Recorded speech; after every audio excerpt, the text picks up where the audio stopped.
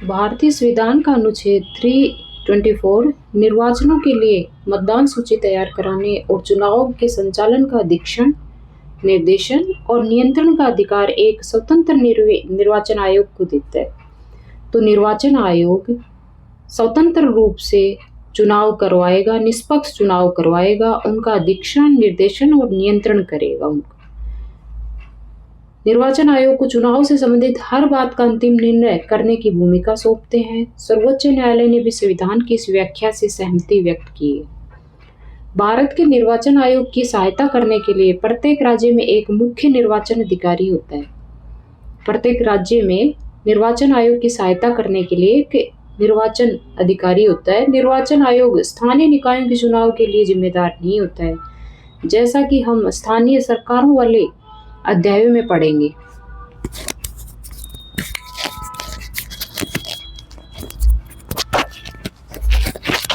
इसके लिए राज्यों में राज्य निर्वाचन आयुक्त होते हैं, जो निर्वाचन आयोग से अलग कार्य करते हैं और इनमें से प्रत्येक का काम करने का अपना अलग दायरा है। हर राज्य के लिए अलग से निर्वाचन आयोग बने हुए हैं। वो अपने राज्य के चुनाव करवाने के लिए वो जिम्मेदार हैं। भारत का निर्वाचन आयोग एक सदस्यीय या बहुसदस्यीय भी हो सकता है। 1989 तक निर्वाचन आयोग एक सदस्यीय था। 89 के आम चुनावों के ठीक पहले 2 अन्य निर्वाचन आयुक्तों को नियुक्त कर इसे बहुसदस्यीय बना दिया गया। 1989 में तक ये एक सदस्य था इसमें। 89 के जो आम चुनाव थे उनमें 2 सदस्य और नियुक्त किए गए। इसके लिए इसे बहुसदस्यीय बना दिया गया। चुनाव के बाद उसे फिर एक सदस्य बना दिया। 93 में पुनः 2 निर्वाचन आयुक्तों की नियुक्ति हुई और निर्वाचन आयोग एक बहुसदस्यीय हो गया। तब से यह बहुसदस्यीय ही बना हुआ है। शुरू में बहुसदस्यीय निर्वाचन आयोग को लेकर तरह तरह की शंकाएं थी। मुख्य निर्वाचन आयुक्त और अन्य आयुक्तों के बीच इस बात पर घोर मतभेद था कि किसको कितनी शक्ति प्राप्त होगी। इसका समाधान सर्वोच्च न्यायालय को करना पड़ा। अब इस बात पर सामान्य सहमति है कि बहुसदस्यीय निर्वाचन आयोग ज्यादा उपयुक्त है, क्योंकि इससे आयोग की शक्तियों में साझेदारी हो जाती है और आयोग पहले से कहीं ज्यादा जवाबदेह बन गया है। एक सदस्य की बजाय 2-3 सदस्यों का जो निर्वाचन आयोग है वो और अच्छी तरह से अपनी भूमिका निभा पा रहा है, कार्य और अच्छी तरह से कर पा रहा है। मुख्य निर्वाचन आयुक्त निर्वाचन आयोग की अध्यक्षता करता है, लेकिन अन्य दोनों निर्वाचन आयुक्तों की तुलना में उसे ज्यादा शक्तियां प्राप्त नहीं है। शक्तियां सबको तीनों को बराबर है। एक सामूहिक संस्था के रूप में चुनाव संबंधी सभी निर्णय में मुख्य निर्वाचन आयुक्त और अन्य दोनों निर्वाचन आयुक्तों की शक्तियां समान हैं। तीनों जो मुख्य चुनाव होते हैं उनमें तीनों की शक्तियां बराबर हैं। उनकी नियुक्ति राष्ट्रपति द्वारा मंत्रिमंडल के परामर्श पे की जाती है। ऐसे में संभव है कि सरकार के द्वारा किसी ऐसे हितैषी की नियुक्ति निर्वाचन आयोग में कर दी जाए जो चुनाव में सरकार का समर्थन करे। जो भी सरकार है उसके द्वारा हो सकता है ऐसे निर्वाचन आयोग की नियुक्ति कर दी जाए जो उस सरकार का, उस दल का पक्ष ले।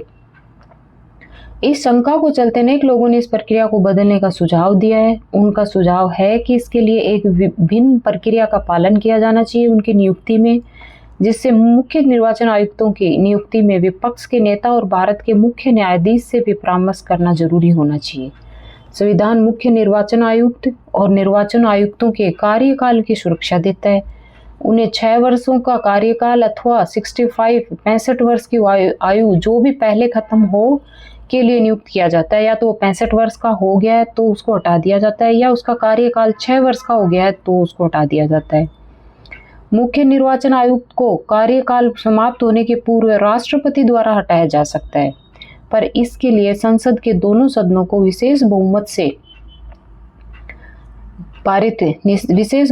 से निर्णय पारित करना पड़ेगा। इस आशय का एक प्रतिवेदन राष्ट्रपति को देना पड़ेगा विशेष बहुमत से। ऐसा विशेष बहुमत क्या है ये देखते हैं। उपस्थित और मतदान वाले सदस्यों का 2 तिहाई जो उपस्थित हैं वहां पे, ये नहीं कि जितने सदस्य हैं उतना नहीं, जो उस टाइम वहां पे उपस्थित है उसका 2 तिहाई बहुमत होना चाहिए सदन की, और या फिर सदन की जो कुल संख्या है जितने सदस्य हैं उनका साधारण बहुमत होना चाहिए।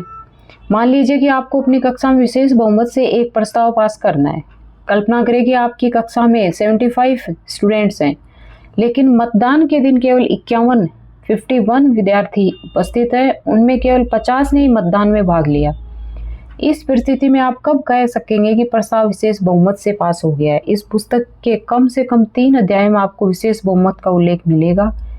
ठीक है, तो इसमें या तो उपस्थित है उनका जितने सदस्य हैं उनका तो 2/3 बहुमत होना चाहिए, या फिर कुल सदन की सदस्य संख्या है जैसे 100 हैं तो उनका साधारण बहुमत होना चाहिए। ऐसा यह सुनिश्चित करने के लिए किया गया है कि कोई भी सरकार उस मुख्य निर्वाचन आयुक्त को न हटा सके जो चुनावों में उसकी तरफदारी करने से मना करे। निर्वाचन आयुक्तों को भारत का राष्ट्रपति हटा सकता है। ऐसा इसलिए किया गया है कि जो भी चुनाव आयुक्त है वो सरकार की तरफदारी ना करे तो उसको हटा दिया जाए। इसके लिए विशेष बहुमत की और साधारण जो सदस्य उपस्थित है उनके विशेष बहुमत की और कुल सदन की सदस्य संख्या की साधारण बहुमत की आवश्यकता बताइए। भारत के निर्वाचन आयोग के पास काफी सारे काम है। वह मतदाता सूचियों को नया करने के काम की देखरेख करता है। मतदाता समय समय पे मतदाता और जुड़ते हैं।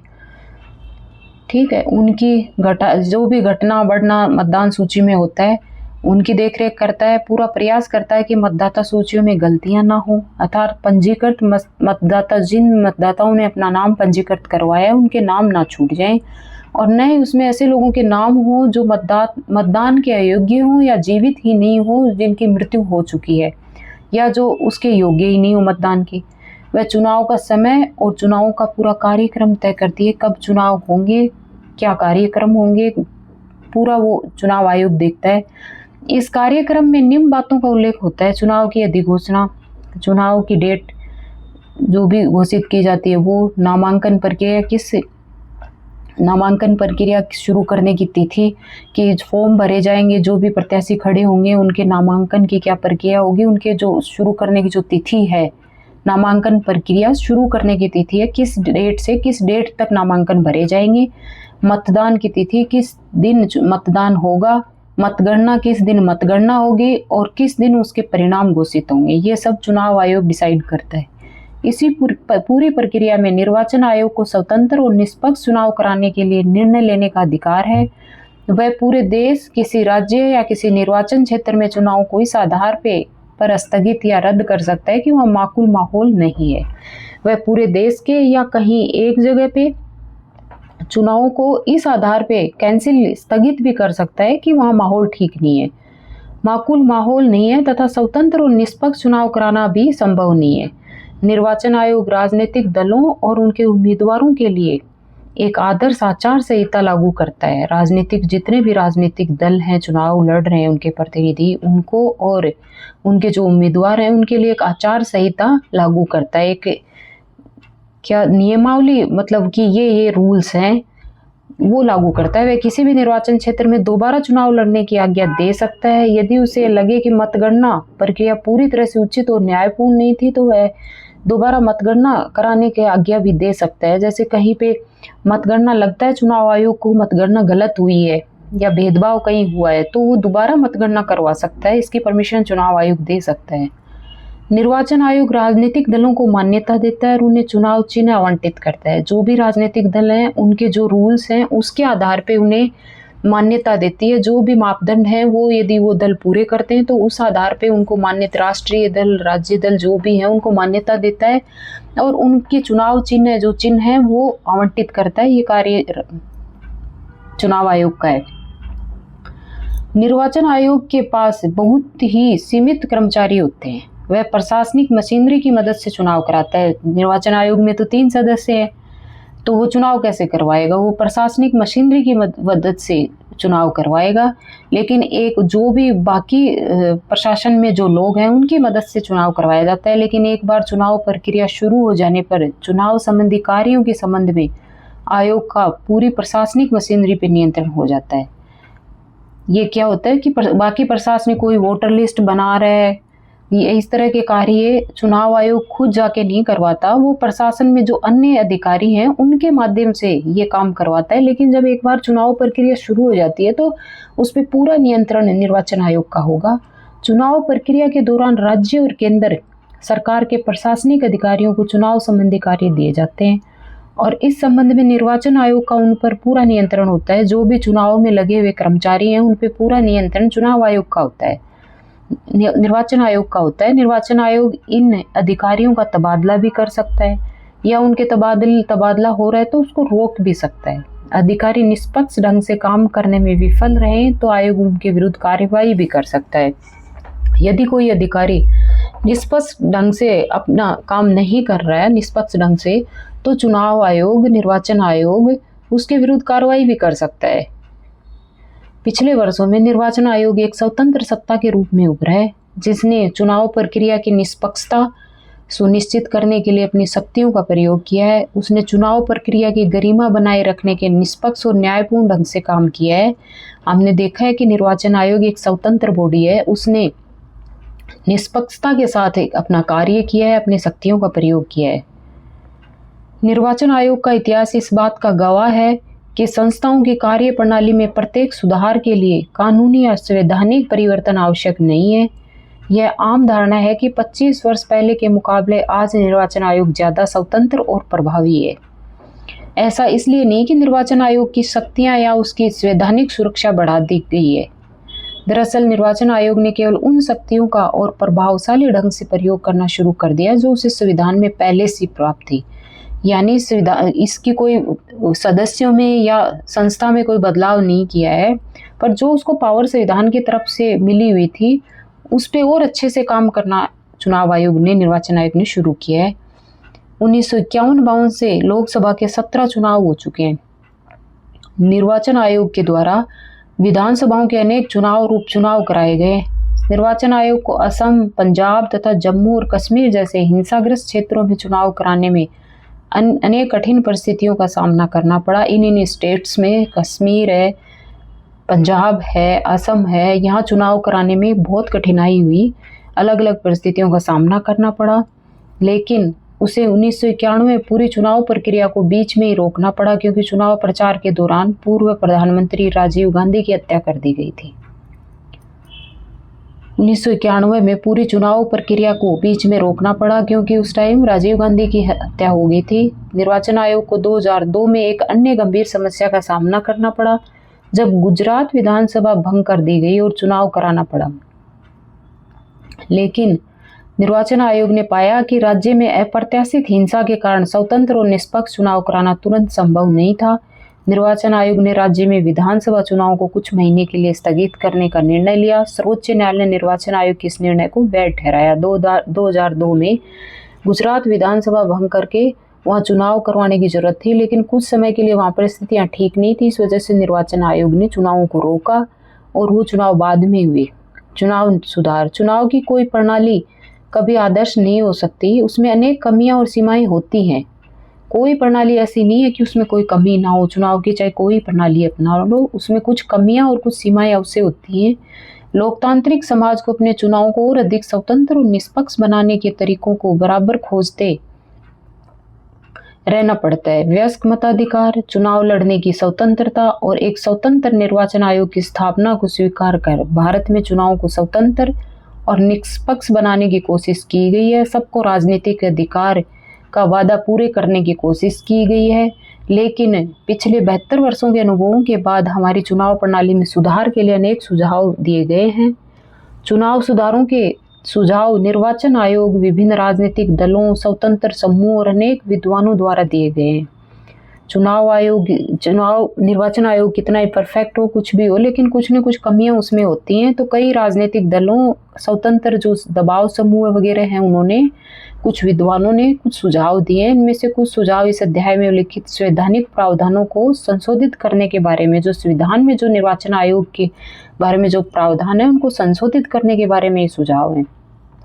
तो चलिए देखते क्या सुझाव। हमारी चुनाव व्यवस्था को सर्वाधिक मत से जीत प्रणाली के स्थान पर, सर्वाधिक मत से जीत, जिसको सबसे ज्यादा मत मिले वो विजयी के स्थान पे किसी प्रकार की समानुपातिक प्रतिनिधित्व प्रणाली लागू करनी चाहिए। इससे राजनीतिक दलों को उसी अनुपात में सीटें मिलेंगी जिस अनुपात में उन्हें वोट मिले हैं।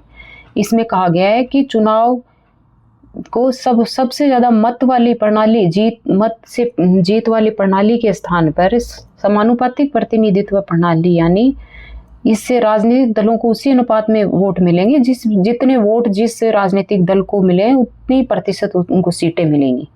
संसद और विधानसभाओं में 1/3 सीटों पर महिलाओं को चुनने के लिए विशेष प्रावधान बनाए जाएं, जो भी बना दिए। चुनावी राजनीति में धन के प्रभाव को नियंत्रित करने के लिए और अधिक कठोर प्रावधान होने चाहिए। सरकार को एक विशेष निधि से चुनावी खर्चों का भुगतान करना चाहिए कि कई राजनीतिक दल जिनकी आर्थिक स्थिति ज़्यादा मजबूत है, जिनके पास पैसा है, जो दबंग है, वो जीत जाते हैं। तो इसको भी खत्म करना चाहिए। एक सीमा होनी चाहिए कि इतना चुनाव में खर्चे, इससे ज़्यादा नहीं होगा।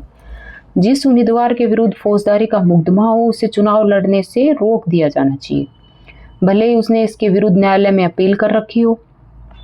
चुनाव प्रचार में जाति और धर्म के आधार पर की जाने वाली किसी भी अपील को पूरी तरह से प्रतिबंधित कर देना चाहिए। कुछ प्रतिनिधि जाति और चुनाव का नाम लेके इमोशनल वो करके और वोट लेते हैं, तो वो बंद होना चाहिए।